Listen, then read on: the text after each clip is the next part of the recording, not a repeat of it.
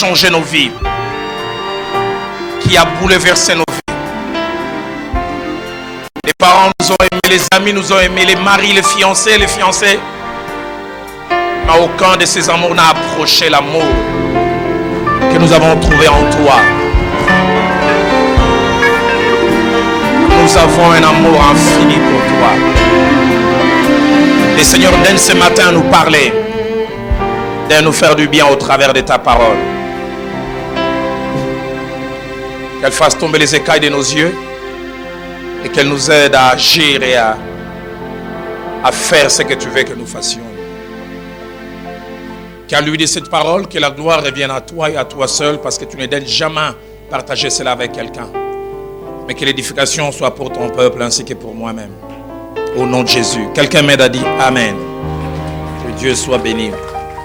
Alors ouvrons nos Bibles et nous lisons 3 passages tirés de l'Ancien Testament. Genèse au chapitre 8. Genèse 8, versets 15 à 22. Genèse 8, versets 15 à 22. Que nous lisons d'abord. Alors Dieu parla à Noé en disant, sors de l'arche, toi et ta femme, tes fils, et les femmes de tes fils avec toi. Fais sortir avec toi tous les animaux, de toute chair qui sont avec toi, tant les oiseaux que les bétails, et tous les reptiles qui rampent sur la terre, qu'ils se répandent sur la terre, qu'ils soient féconds et multiplient sur la terre. Et Noé sortit avec ses fils, sa femme, et les femmes de ses fils, tous les animaux, tous les reptiles, tous les oiseaux, tout ce qui se met sur la terre, selon leur espèce, sortirent de l'arche. Noé bâtit un autel à l'Éternel. Il prit de toutes les bêtes pures et de tous les oiseaux purs et il offrit des holocaustes sur l'autel. L'Éternel sentit une odeur agréable et l'Éternel dit en son cœur, je ne maudirai plus la terre à cause de l'homme. Parce que les pensées du cœur de l'homme sont mauvaises de sa jeunesse, et je ne frapperai plus tout ce qui est vivant comme je l'ai fait. Tant que la terre subsistera, les semailles et la moisson, le froid et la chaleur, l'été et l'hiver, les jours et la nuit ne cesseront point. Amen. Nous lisons aussi Genèse chapitre 35. Et là, nous lisons les versets 1 à 3, et puis les versets 6 à 7. Genèse 35, versets 1 à 3, et puis versets 6 à 7. Dieu dit à Jacob, lève-toi, monte à Bethel et demeure-y là. Tu dresseras un autel au Dieu qui t'a apparu lorsque tu fouillais Ésaü ton frère. Jacob dit à sa maison et à tous ceux qui étaient avec lui, ôtez les dieux étrangers qui sont au milieu de vous, purifiez-vous et changez de vêtements. Nous nous lèverons, nous monterons à Bethel, là je dresserai un autel au Dieu qui m'a exaucé dans les jours de ma détresse et qui a été avec moi pendant les voyages que j'ai fait. Nous lisons aussi Exode, au chapitre 17, et là nous lisons du verset 13 au verset 15.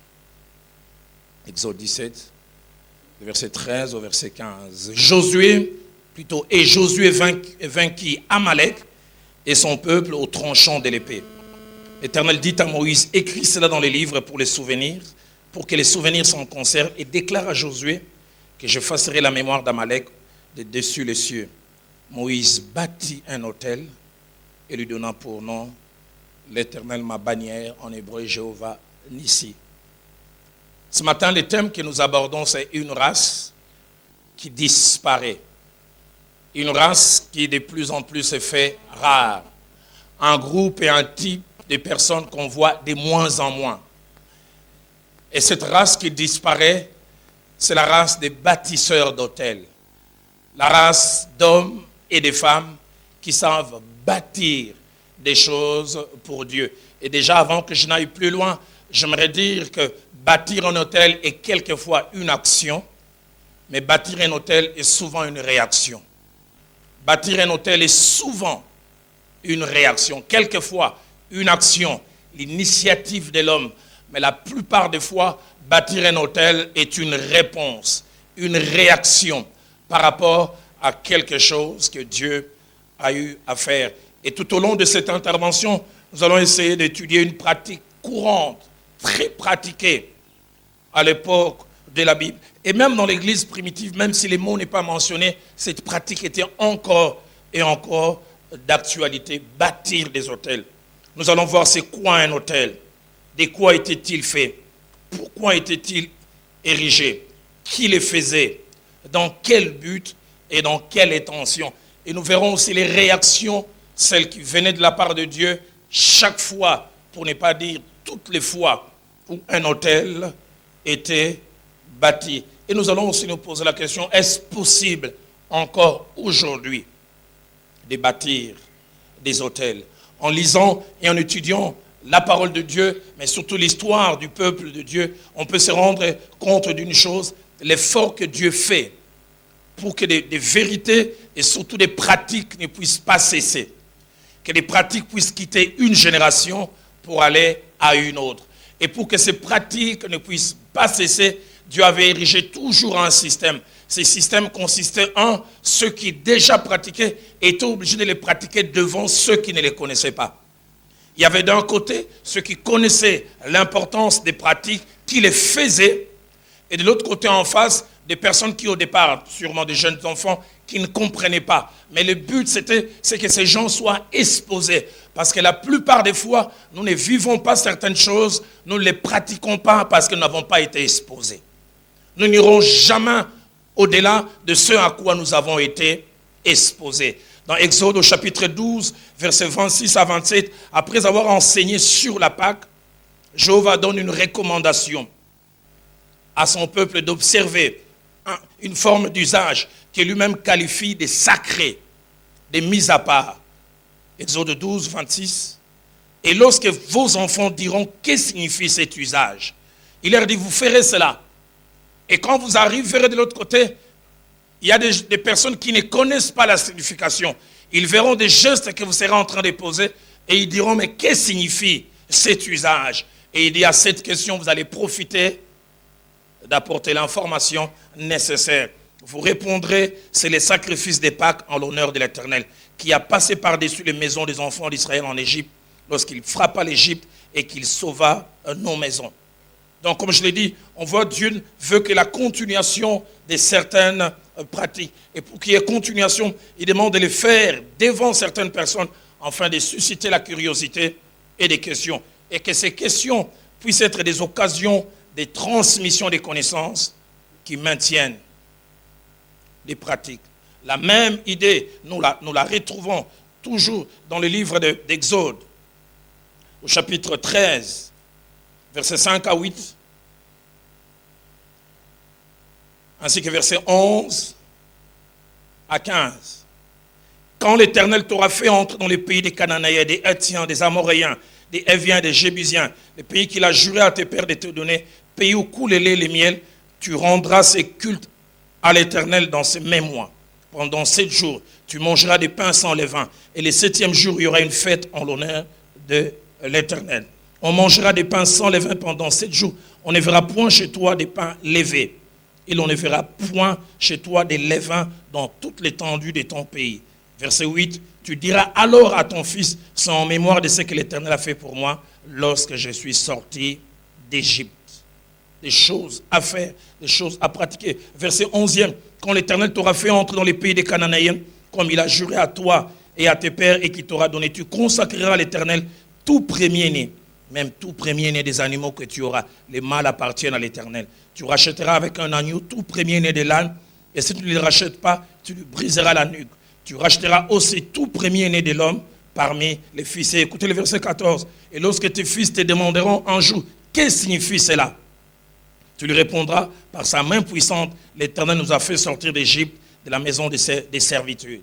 Faire des choses devant les enfants, afin que les choses puissent quitter une génération pour aller vers une autre. Psaume 78 ou 78, versets 5 à 8, Asaph raconte l'histoire du peuple de Dieu et il montre aussi la force de la transmission des connaissances et des pratiques. Il dit, il a établi un témoignage en Jacob.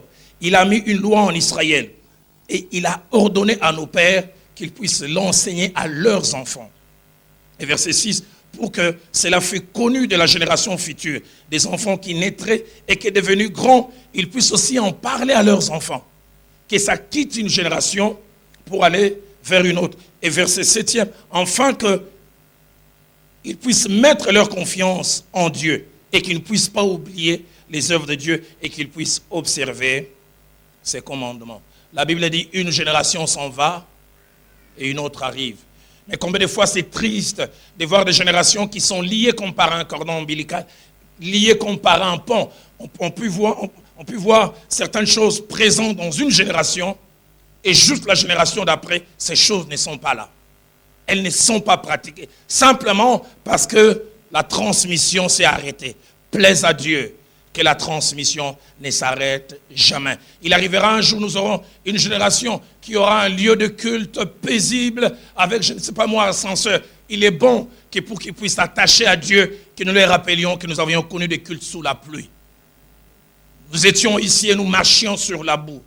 Il est bon qu'ils puissent connaître cela. Dans 40 ans, dans 50 ans, ils ne pourront pas se souvenir. Il est bon qu'il y ait des photos. Il est bon qu'il y ait des mémoriaux. Il est bon que ces générations puissent dire ce dont nous sommes jouisseurs aujourd'hui, permettez-moi les termes, ça vient de quelque part. Et ça a coûté quelque chose à quelqu'un. Dans Juges chapitre 2, versets 10 à 11, la Bible nous relate une tragédie dans l'histoire d'Israël. Écoutez ce qu'il est dit. Toute cette génération fut recueillie auprès de ses pères, la génération qui connaissait Dieu, la génération qui les servait. Et il dit, il s'éleva après elle une génération qui ne connaissait point l'Éternel.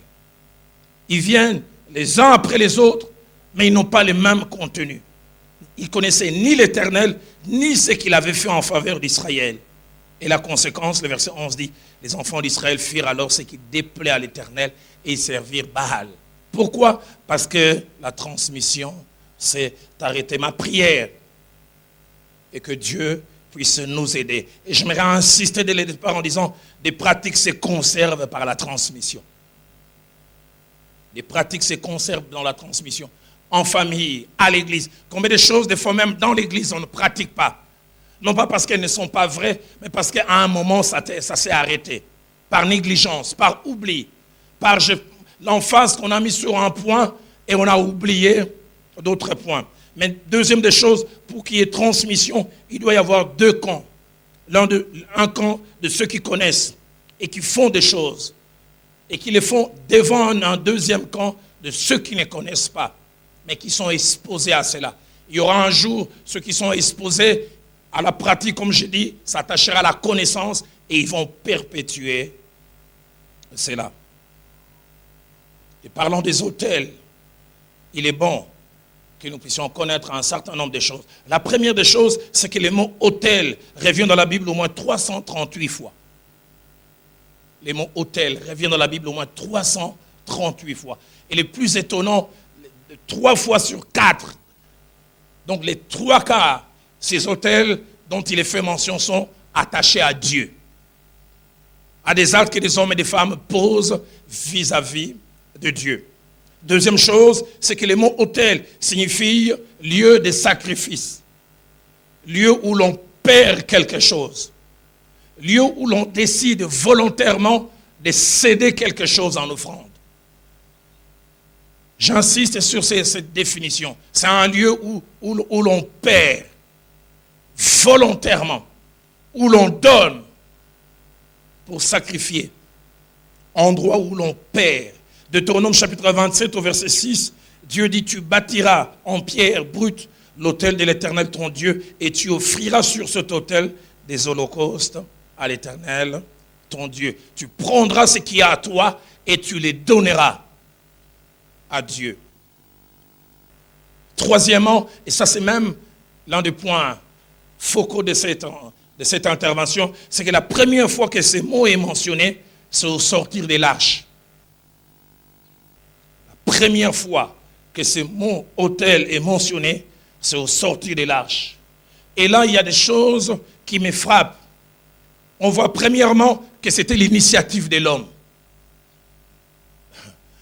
Noé n'a jamais été enseigné sur ça. Personne ne lui a dit, voilà ce qu'il faut faire. C'est même pas Dieu qui lui a dit, vu ce que je fais, tu dois faire ceci. Ça a été l'initiative spontanée de l'homme. Deuxièmement, il y avait une intention derrière. Faire part de sa reconnaissance à Dieu. Troisièmement, bizarre. Malgré que c'était l'initiative de l'homme avec une intention de faire plaisir, on est étonné, Jéhovah a apprécié. La Bible dit, l'Éternel sentit une odeur agréable. Et quatrième chose étonnante, Dieu a réagi. Et quand il a réagi, sa réaction est allée dans deux directions. Sa réaction a touché même l'humanité. Vu ce qui vient d'être fait, un peu comme une prestation de serment, Dieu lève sa main droite et dit, je ne détruirai plus jamais la terre par les eaux du déluge. Et Genèse chapitre 9, verset 1, après cela, la Bible dit, il bénit Noé et ses fils. Pourquoi? À cause de l'autel qui a été érigé. Seigneur, redonne-nous des bâtisseurs d'autels. Redonne-nous des Noé. Et quand je vis Noé bâtir un autel, sans que Dieu lui dise, mais surtout quand je vois la réaction de Dieu avec l'étendue de la bénédiction qui touche l'humanité et qui touche sa famille, je tremblais en tant que père. Je dis combien de gens qui sont placés devant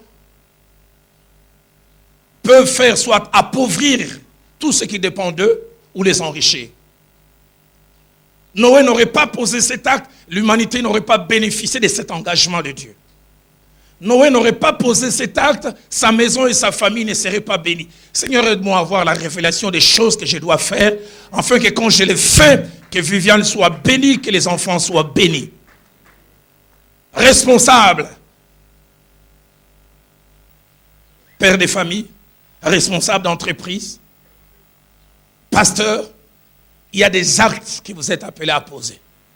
J'ai béni Dieu d'avoir tout autour de moi des hommes et des femmes, c'est vrai, qui réfléchissent sur le plan économique, qui aiment une gestion rigoureuse, regardent bien les chiffres, mais j'aime bien aussi. Ils écoutent Dieu.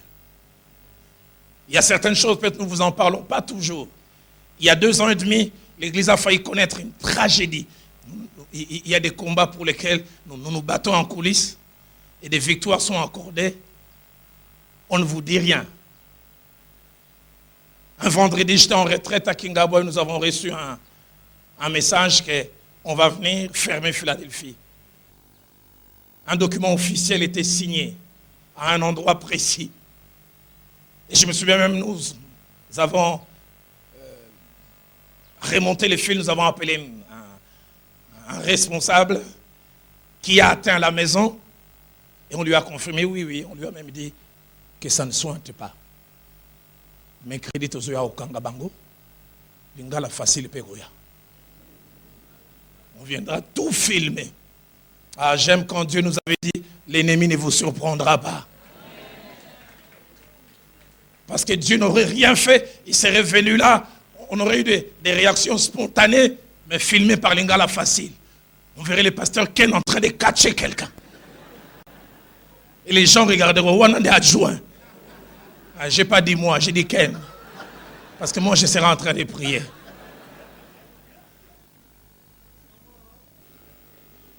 Comme je me souviens, il y a quelques années, en 89, on avait décidé ensemble, un dimanche, de venir fermer l'église là-bas. On est surtout d'arrêter les pasteurs vers nous. Et moi, je faisais à l'époque partie de l'équipe d'accueil. Et nous étions dehors. L'église n'était pas au courant. Ils étaient simplement étonnés que les gens qui d'habitude ne sont pas dehors ce jour-là étaient dehors. Et nous étions avec un papa. J'aime toujours son côté humoristique. Il dit, les coup de tête. Et il a ajouté, Kamon Tikala et Kobimalelo. Ah bon, on lui a dit donc, Tikala.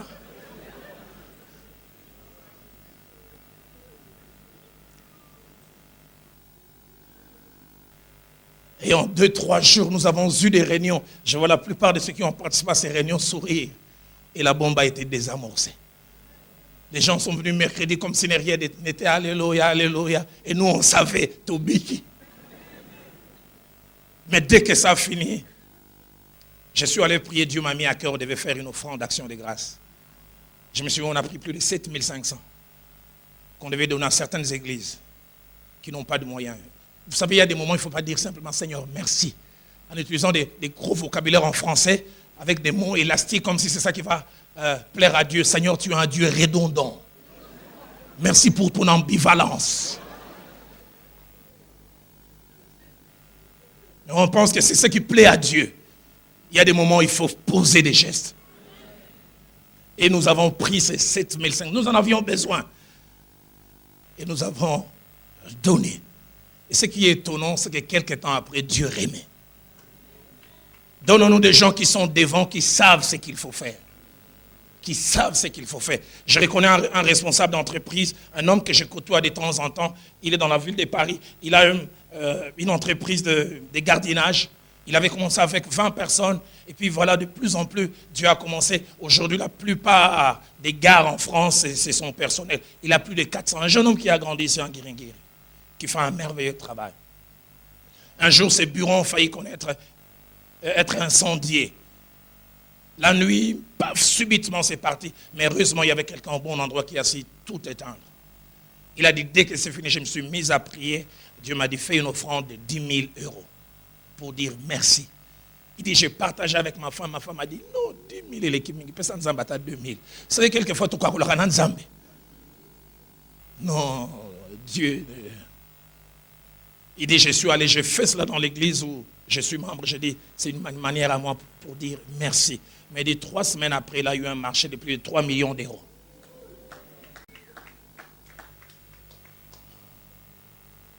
Noé, personne ne lui a dit, mais il bâtit un hôtel. Et les combles, souvent on ne fait pas mention. Noé avait sélectionné des animaux. Comme les restes des échantillons des animaux gardés. Et quand il sort de l'arche pour dire merci à Dieu, il fait disparaître certains animaux. Savez-vous que certains animaux n'existeront plus jamais parce que Noé a décidé de dire merci à Dieu. C'était la seule quantité restée. Tout pour dire, mais si je l'offre, c'est l'extinction d'une race. Mais il dit, pour dire merci à Dieu, il n'y a aucun prix trop élevé. Il va offrir. Aide-moi à dire à ton voisin, apprends à bâtir des hôtels. Quatrième chose, dans la Bible, nous voyons plusieurs types d'hôtels. On les voit en terre, Exode 20, 24, 23, et on parle. On les voit aussi en pierre, c'est 24. Tu m'élèveras un autel de terre sur lequel tu offriras des holocaustes et des sacrifices d'action de grâce. Tes brebis et tes bœufs. Écoutez la conséquence.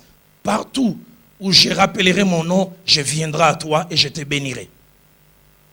Au verset 25, si tu m'élèves un autel de pierre, tu ne le bâtiras point en pierre taillée, car en passant ton ciseau sur la pierre, tu la profaneras. Mais il dit, si tu élèves cela, il dit, je me rappellerai de ton nom. Je viendrai à toi et je te bénirai. Dans Genèse au chapitre 35, Genèse 35, verset 1er et verset 3, qu'est-ce que j'aime ces passages. Autant Noé, c'est lui-même qui avait bâti un autel, mais là on voit c'est Dieu qui demande qu'un autel soit bâti. Dieu dit à Jacob, lève-toi, monte à Bethel, demeure-y. Et là, tu dresseras un autel au Dieu qui t'est apparu. Si Noé l'avait fait de lui-même, Jacob, Dieu lui dit, tu dois le faire. Dieu connaît les bénéfices qui y a attachés et Dieu sait que si tu les fais, il va réagir d'une certaine manière. Et le verset 3 dit ceci, nous nous lèverons, c'est Jacob qui parle à sa famille, et nous monterons à Bethel. Là, je dresserai un autel au Dieu qui m'a exaucé dans les jours de ma détresse et qui a été avec moi pendant les voyages que j'ai faits. Et là, on voit déjà, on commence à voir les raisons qui poussent les gens à bâtir des autels. Je bâtis un autel au Dieu qui a été avec moi dans ma détresse, au Dieu qui m'a soutenu dans les moments troubles, au Dieu qui a été avec moi quand je tremblais. Mais il ajoute encore, non seulement qu'il a été avec moi dans la détresse, mais il a été avec moi pendant les voyages que j'ai faits.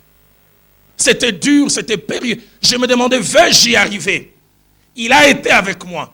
Et à cause de cela, je lui bâtirai un autel. Je connais des gens qui bâtissent des autels à Dieu pour tout et pour rien. Il rentre d'un voyage, il atterrit, il bâtit un autel à Dieu. Vous savez, les voyages, quand tout est paisible, on a l'impression que c'est normal. Hein, les anglophones disent, on prend ça, hein, granted.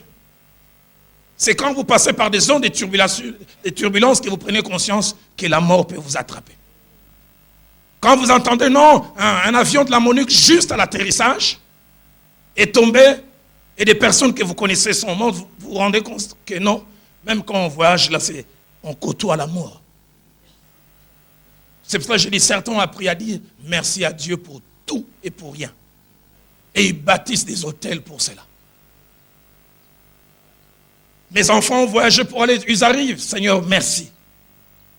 Mon mari est allé en voyage, il revient, Seigneur, merci. Bâtir des hôtels. Seigneur, tu as été avec moi dans ma détresse et tu m'as soutenu tout au long de ces voyages. Tu m'as aidé au moment de l'accouchement. Combien de femmes n'ont-elles pas perdu la vie au moment de l'accouchement? Combien n'ont-elles pas durant 9 mois gardé un enfant et juste au moment de la délivrance, c'est le cordon ombilical qui se noue autour du cou et tous les efforts de 9 mois anéantis.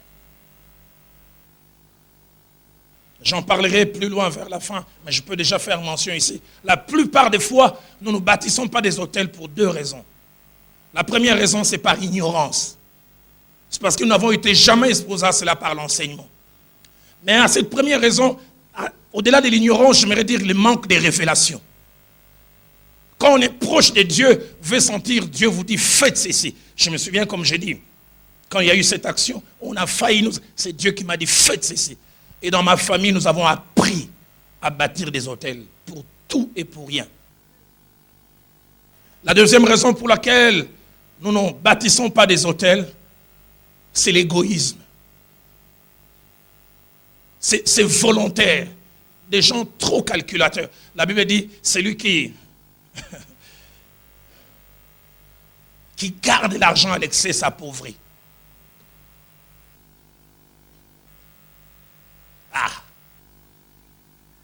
Que je donne encore.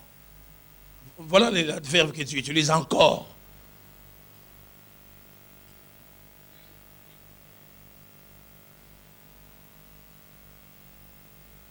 Cinquième chose, c'est que quelles que soient les raisons, l'autel cache et cachait plusieurs significations.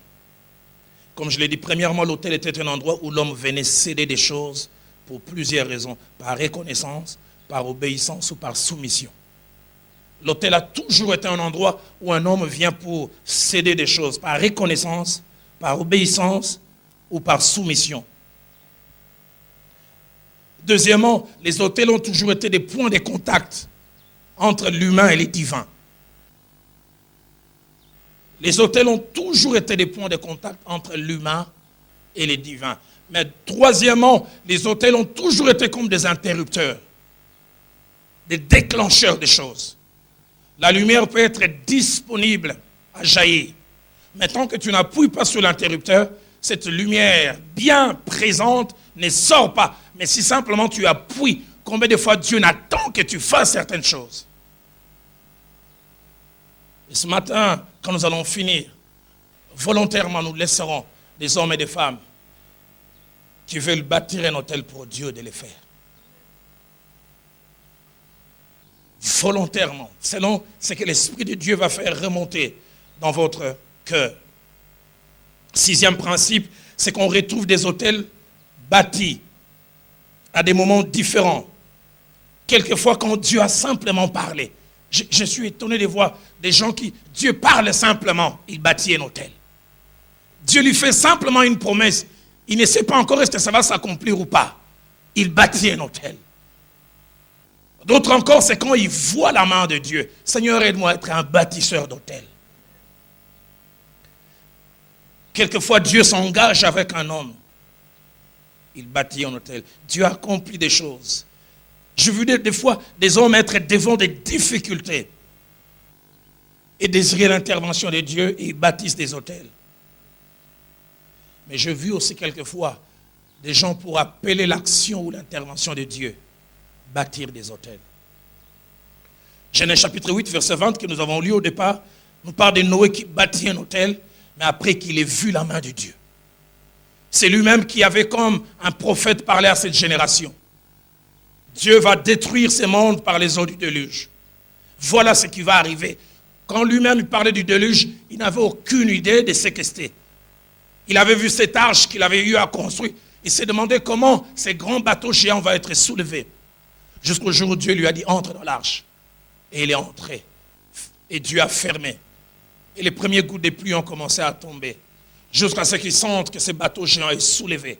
Ils sentent que les eaux viennent encore parce que la Bible dit, les abîmes furent ouvertes. Et durant plus de 150 jours, Élie et sa famille étaient dedans. Jusqu'à ce que les eaux commencèrent à se calmer.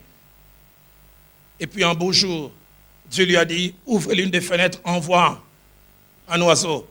Et cet oiseau est allé, il est revenu rapidement parce qu'il y avait encore l'eau partout. Et puis après,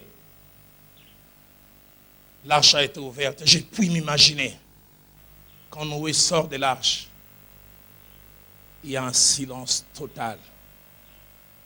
Il se rend compte que le méchant a disparu. L'arrogant n'est plus là. J'aurais voulu être là pour vivre la scène. C'est sûr, il tremblait. Il a su à la fois que Dieu était bon, mais que Dieu était juste, qu'on ne blague pas avec lui. Et ce qui m'étonne, c'est qu'au moment de sortir de l'arche, Noé est un sans domicile fixe. Parce que même sa maison a disparu. J'aurais été à sa place, la priorité aurait été que je bâtisse une maison. Mais il n'a pas bâti d'abord une maison pour lui. Au sortir de l'arche, il bâtit un hôtel pour Dieu. D'abord Dieu. D'abord celui qui m'a gardé. D'abord celui qui m'a mis à part. Noé, tu penses d'abord à l'hôtel. Où allons-nous passer la nuit? Qu'importe. D'abord lui. Tout ce que j'ai, tout ce que je suis, c'est à cause de lui. Sans lui, je ne serais pas là. Sans lui, j'aurais subi les sorts des autres. Lui, et lui d'abord. Seigneur, donne-nous des gens qui ont ce cœur. Est-ce que tu vois Dieu dans les affaires de ta vie? Dans les épisodes de ta vie? Est-ce que tu vois la main de Dieu? Comme je l'ai dit, bizarre. Noé n'a jamais été enseigné comme vous et moi. Il n'a jamais vu un pasteur lui dire, Noé, il faut bâtir un hôtel. Lui-même, spontanément, Seigneur, donne-nous un esprit de révélation. Donne-nous des dispositions à savoir faire ce que tu attends de nous. Quelquefois, sans que tu ne le dises. Seigneur, aide-moi à ressentir cela. Vous savez, il y a un passage que nous aimons beaucoup, Psaume 37, verset 8 qui dit, verset 4 qui dit, fais de l'éternel tes délices, il te donnera ce que ton cœur désire. J'aime souvent le dire. Les théologiens disent traduction quelquefois égale trahison. À force de traduire, on s'éloigne de la pensée originale. La pensée est en araméen et surtout en hébreu de ces passages veut dire aime Dieu plus que tout. Il mettra dans ton cœur d'avoir des désirs, des choses qu'il lui veut pour toi. Tu l'aimes tellement, tu es tellement proche de lui, il place des désirs dans ton cœur. Tu as l'impression que c'est toi qui as ressenti cela, mais au fait, c'est lui qui a placé cela. Et sûrement Noé devait être de cela. Il aimait tellement Dieu. Et Dieu voulant le bénir et bénir l'humanité, il a placé un désir dans son cœur. Quand il a présenté les désirs de Dieu, qui a rencontré le cœur de Dieu, il a eu la réponse de Dieu. Seigneur, daigne m'aider à aller au-delà du normal. Genèse chapitre 12 nous parle d'Abraham qui érige un hôtel bizarre. Et l'hôtel qu'Abraham érige, il érige l'hôtel simplement après une promesse. Est-ce que tu es sûr que cela va s'accomplir? L'Éternel apparut à Abraham et lui dit, je donnerai ce pays à ta postérité. Et la Bible dit, Abraham bâtit un hôtel. Abraham, ils ont fait ça déjà avant, oui. Bon, vous serez salamité. Promesse simplement, je donnerai cette nation. Je donnerai cette contrée. La réponse, il prend quelque chose de chez lui, il le cède à Dieu. Et en bâtissant cet hôtel, il scelle cette promesse. C'est comme si il met un sceau authentique. Seigneur, je me mets d'accord avec toi. Ah Seigneur, apprends-moi à sceller des choses que tu fais pour moi. Genèse chapitre 26. Versets 16 à 25, nous parle d'Isaac chassé par Abimelech. à cause de la main de Dieu visible dans sa vie. Isaac s'aima dans les pays et il récolta les centuples. Et la Bible dit, il devint riche et il alla en s'enrichissant. De telle sorte qu'Abimelech les regarda, dira, va-t'en, car tu es beaucoup plus puissant que nous. Et en fuyant, il va creuser une source. Il y en a plein encore, mais on lui crée encore l'adversité. Il va créer une autre source qui les rend prospères. Et il dit, j'appellerai cet endroit Rehoboth. Car, dit-il, Dieu m'a mis au large. Dieu m'a protégé. Mais la Bible termine en disant, waouh, il remonta de là jusqu'à Beersheba. L'Éternel lui apparut la nuit et dit, je suis le Dieu d'Abraham, ton père, ne crains point. Quand je suis avec toi, je te bénirai et je te multiplierai, ainsi que ta postérité à cause d'Abraham. Verset 25, il bâtit un autel et il invoqua Dieu. À cause de ce qu'il a vu, mais à cause de l'engagement de Dieu. Seigneur, recrute ce matin ici à Philadelphie des bâtisseurs d'autels. Que cette race qui a disparu, qui en est par centaines, par milliers, à Philadelphie. J'aimerais nous dire, des bâtisseurs d'autels, vous êtes les premiers bénéficiaires de vos actes. Ce n'est ni les pasteurs, ni l'église, c'est d'abord vous-même. Une fois j'étais aux États-Unis, j'ai été étonné. J'ai appris qu'une grande entreprise est allée donner une offrande d'action de grâce dans une église. En disant, toute cette année, il n'y a pas eu d'accident. Ils ont des grandes usines. Toute cette année, nous avons eu des marchés impossibles. Toute cette année, nous avons eu des bénéfices plus de 200% au-delà de nos prévisions. Et nous avons pris conscience que c'est de Dieu. Et ils ont bâti un hôtel sous forme d'action de grâce. Genèse chapitre 33, versets 18 à 20. La Bible dit des choses hyper significatives. Genèse 33, 18 à 20. À son retour de Padan Aram, Jacob arriva heureusement à la ville de Sichem. J'aimerais bien rester sur ces termes, heureusement.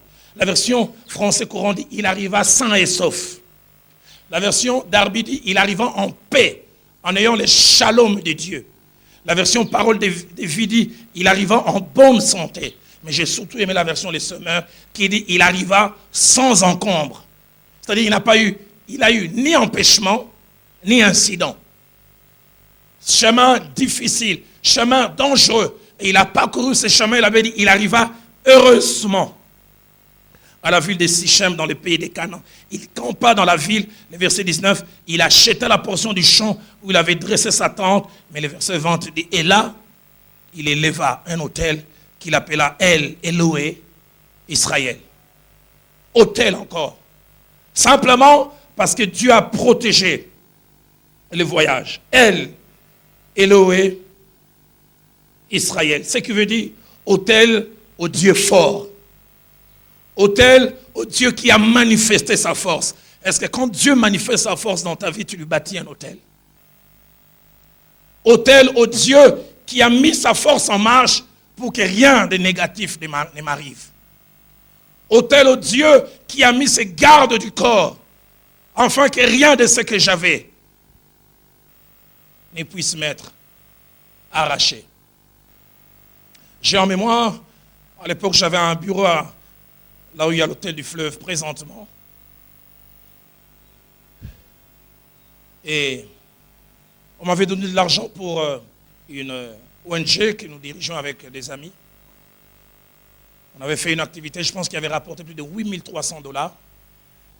Et j'ai dû ramener ça à la maison parce que c'était un dimanche. Et lundi, je devais ramener ça d'abord au bureau, puis on allait déposer en banque.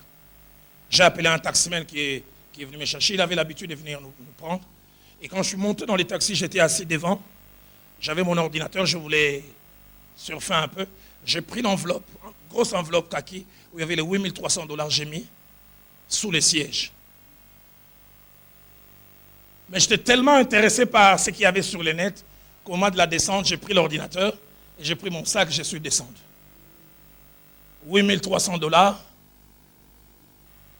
Et ce n'est que 45 minutes après que je me suis sauvé. Où est l'argent? J'avais le numéro du chauffeur. Je l'ai appelé. Tu es où? Il dit non, non, non, non, comme ils disent à la manière des Quinois. Nous avons chargé Batuna Delvo. C'était un taximène. On chargé Batuna Delvo, on a eu peine. Je lui dis, est-ce que tu peux le faire descendre? Il dit, je viens de le faire. J'ai l'impression que je dois avoir laissé une enveloppe. 5 minutes après, il m'appelle, il dit, je l'ai retrouvé. Et 1 heure après, il était au CCIZ. Il m'a ramené cela. Je me souviens, j'avais un peu d'argent de côté, j'ai pris $100, je vais lui donner. Il dit non. Il me dit, tu me fais tellement du bien, tu m'as souvent aidé, je ne peux pas prendre. Mais vous savez, quelqu'un d'autre arrive, là, il n'a mon qui en route.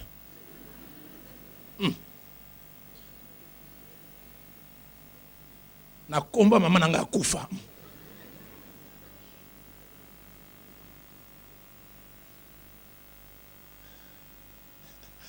Et alors que j'étais dans ce bureau, quelqu'un est venu me donner, j'ai jamais oublié, il m'a donné $420. J'ai juste enlevé ma dîme comme j'allais habituellement. J'ai pris ça, j'ai dit, Seigneur, ça, j'aimerais te dire merci pour ce que tu viens de faire. Dans quel trouble j'aurais été? Comment aurais-je pu expliquer aux amis? Est-ce qu'ils allaient me croire?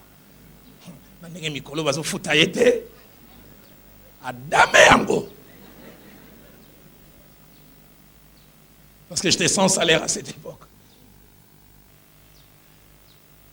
Elle, Eloé, Israël. Est-ce qu'il n'y a-t-il pas à Philadelphie des gens qui ont expérimenté elle, Eloé, Israël? Comment là où Jacob a expérimenté elle, Eloé, Israël, a bâti un hôtel. Mais toi tu croises les mains. Tu ne fais rien, non pas parce que tu ne peux pas. Tu ne fais rien parce que tu ne veux pas. Mais si tu dis que tu ne faisais rien parce que tu ne savais pas, j'aimerais te dire maintenant tu sais. Et tu peux bâtir un hôtel rétroactif. Tout à l'heure à la fin tu dis Seigneur, oh ça là on a 92 nangeba. Nkolo na ses souvenirs. Oh ça là on a bouni attends na zokima guerre. Les ça c'est les qui toi. Nkolo lelo. Y a-t-il quelqu'un qui a vu elle Eloé et qui veut dire je veux bâtir un hôtel? Et vous savez même un hôtel rétroactif, Dieu n'est pas contre. Genèse 35, verset 3, que nous avons lu, nous parle d'un hôtel bâti après l'exaucement. Il dit à sa famille, nous nous lèverons, nous monterons à Bethel et dit, je dresserai un hôtel au Dieu qui m'a exaucé.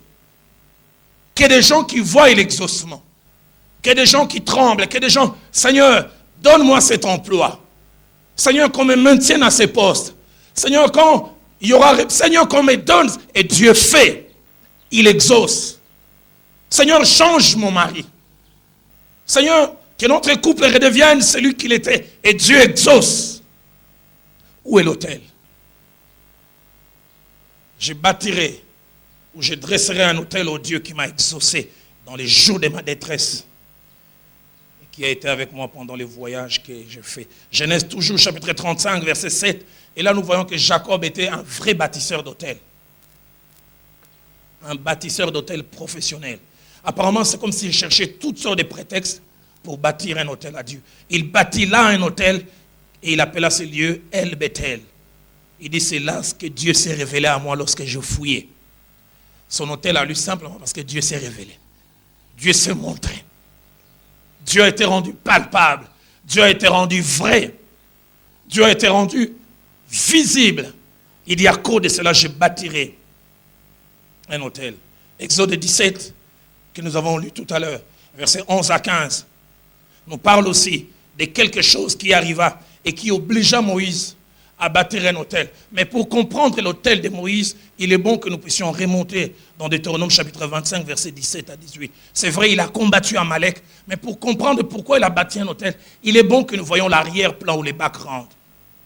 Dieu dit au peuple d'Israël par la bouche de Moïse, souviens-toi de ce que te fit Amalek pendant la route, lorsque tu sortis de l'Égypte. Souviens-toi comment il te rencontra dans les chemins sans aucune crainte de Dieu. Et il tomba sur toi par derrière, et écrasant tout ce qui se traînait derrière. Et il ajoute encore, pendant que tu étais las et épuisé. Le peuple a été tendu devant la mer Rouge, stressé. Et quand la mer Rouge s'est ouverte, ils sont sortis, ils ont commencé à marcher, fatigués. Et remarquez, ils n'ont jamais eu d'armée. Tout ce qu'ils ont en main, ce sont des bâtons. Tout ce qu'ils ont en main, ils ne savent pas combattre. Ils n'ont ni stratégie ni arme. Et c'est à ce moment-là qu'ils sont attaqués. Et Moïse prend conscience qu'ils ne peuvent rien faire. C'est la première fois où le mot armée a été mentionné. Moïse a demandé à Josué de venir. Il dit recrute des hommes qui n'ont aucune idée de la guerre. Il les a pris. Et Moïse a compris que sur le plan physique, ils ne pourront rien. Il dit, vous allez débrouiller-vous sur les champs de bataille. Et lui, il se tient sur la montagne. Il élève les mains. Il avait dit, chaque fois qu'il avait les mains levées, Israël avait la victoire. Et chaque fois que ses mains se baissaient, Israël perdait. De telle sorte qu'à un moment, ses mains ont dû être soutenues par 2 personnes. Jusqu'à ce que la victoire soit accordée. Alors la Bible dit, au verset 13, et Josué vainquit Amalek par les tranchants de l'épée. Et quand Moïse a vu cette victoire, la Bible dit au verset 15, Moïse bâtit un autel à l'Éternel et lui donna comme nom, l'Éternel est ma bannière. Jéhovah Nissi. C'est-à-dire, c'est sous sa bannière que nous avons vaincu. C'est sous sa protection que nous avons remporté la victoire. Combien de gens, Dieu s'est révélé comme Jéhovah Nissi, mais qui n'ont rien fait. Exode 24, versets 4 à 5. Nous parlons encore de la réaction de Moïse après qu'il soit monté avec les 70 à la montagne. Dieu lui a parlé et Dieu lui a donné des paroles sous forme de tablettes. Et Moïse est tellement content que Dieu leur a donné des choses palpables. La Bible dit, Moïse écrit toutes les paroles de l'Éternel. Puis, il se leva de bon matin, il bâtit un autel au pied de la montagne et dressa 12 pierres pour les 12 tribus d'Israël. Et j'aime le verset 5. Il envoya des jeunes hommes, enfants d'Israël, pour offrir à l'Éternel des holocaustes et immoler des actions de grâce. Dieu vient de lui donner quelque chose. Quand Dieu te donne, quand Dieu me donne, comment tu réagis? Comment nous réagissons?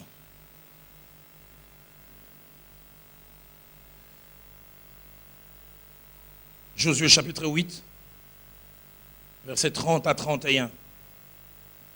Nous parle de la réaction de Josué après la victoire sur Haï. Ils avaient minimisé cette petite nation. Ça ne vaut pas la peine d'impliquer plusieurs personnes. Prenez à peine 3000. Et ils sont allés sur les champs, 36 hommes ont été tués. Et la Bible dit, Israël fut dans la débandade. Ils rentrèrent honteux.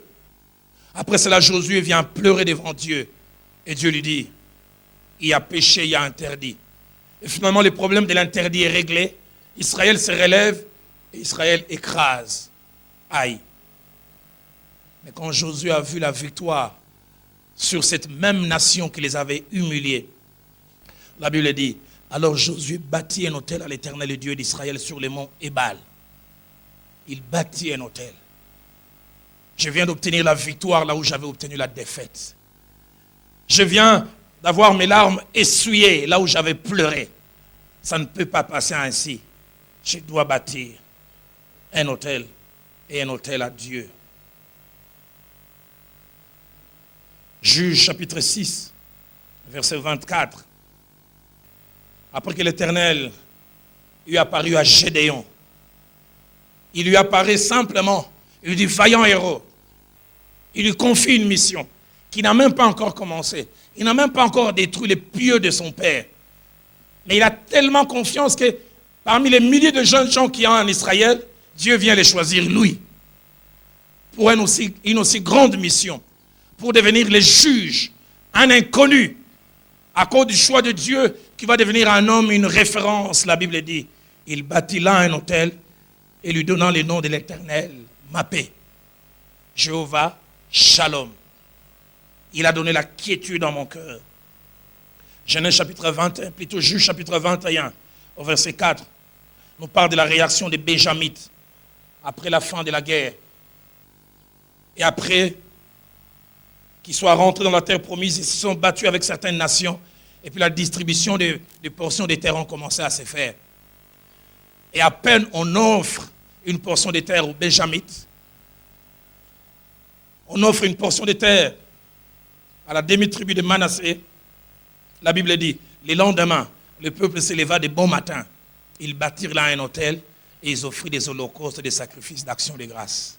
Non, nous étions sans terre en Égypte. On recevait des fouets. Et là, maintenant, nous avons notre portion de terre. Avant que nous puissions en jouir, nous voulons dire merci à celui qui nous a donné cela. Mais avant de terminer, de mentionner quelques principes et inviter l'homme de Dieu, je ne sais pas comment Dieu va le conduire. Durant ce temps, nous allons bâtir des hôtels ici.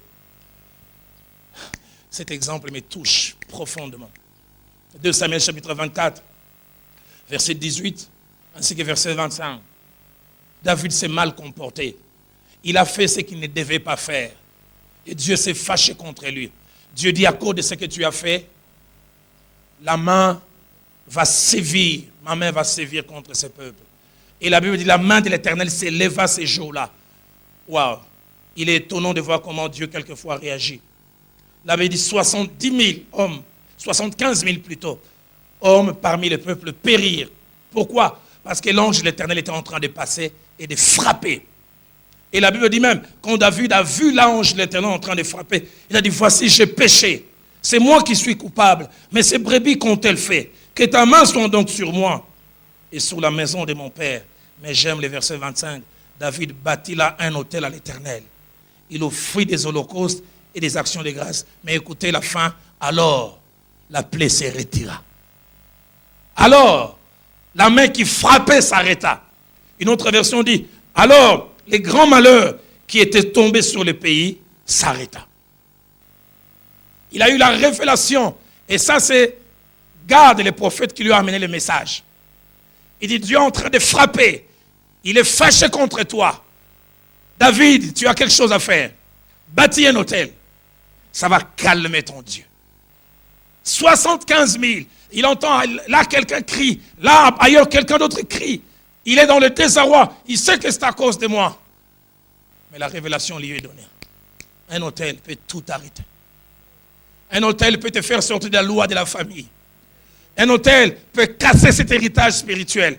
Un hôtel que tu bâtis à Dieu. Et la Bible dit, et la plaie se retira. Je prie que ce matin, pendant que quelqu'un sera en train de bâtir un hôtel à Dieu, que la plaie se retire. Que les malheurs s'arrêtent. Alors c'est pourquoi en terminant, j'aimerais mentionner ces 4 choses que je vous demande de noter.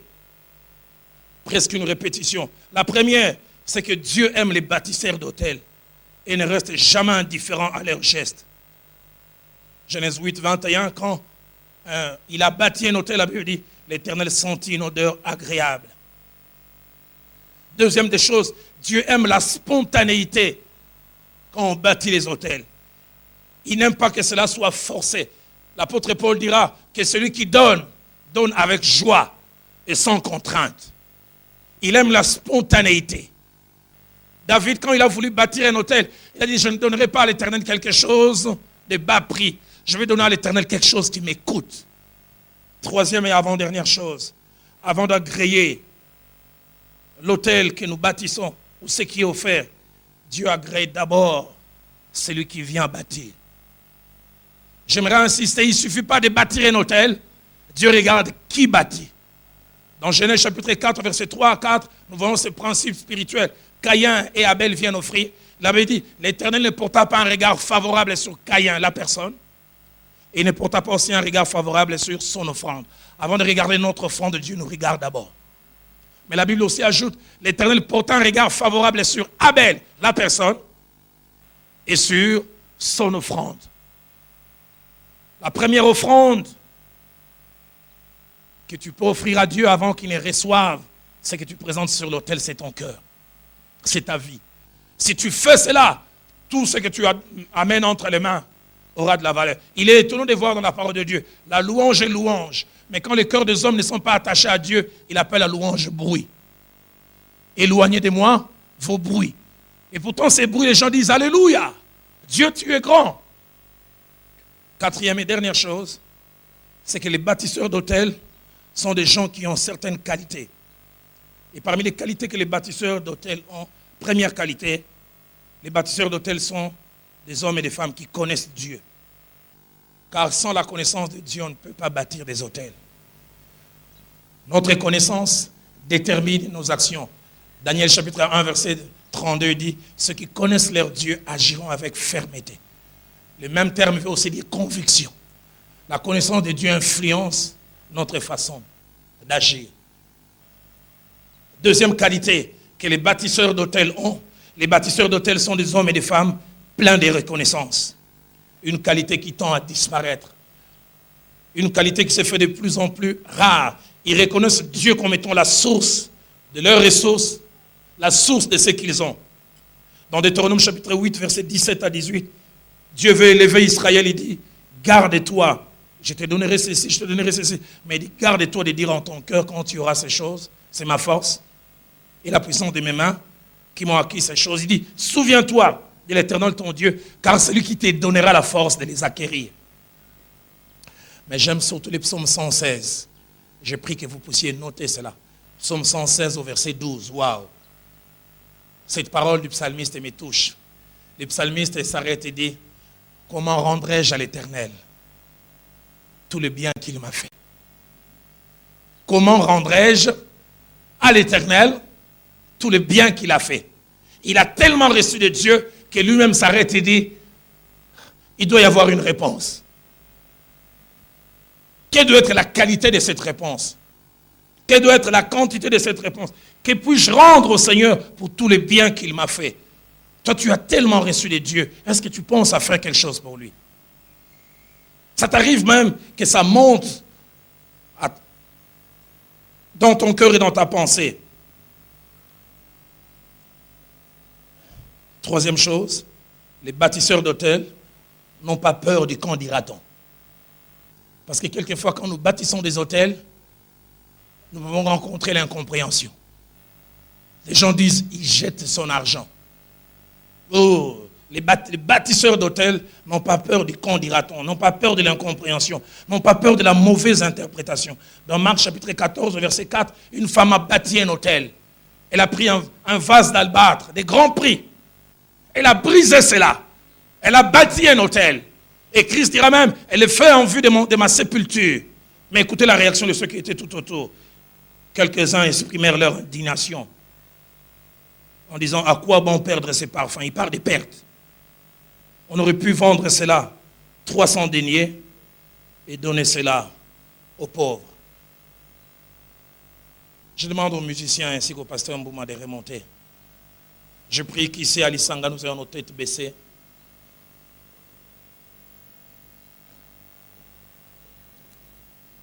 Et je lance deux petits appels. Premier appel, un appel à la repentance. Y a-t-il quelqu'un qui ce matin veut dire, Dieu a souvent été présent dans ma vie, mais je n'ai pas été un bâtisseur d'hôtel, ou je n'ai pas été le bâtisseur d'hôtel que j'aurais dû être. Je n'ai pas été le bâtisseur d'hôtel que j'aurais dû être.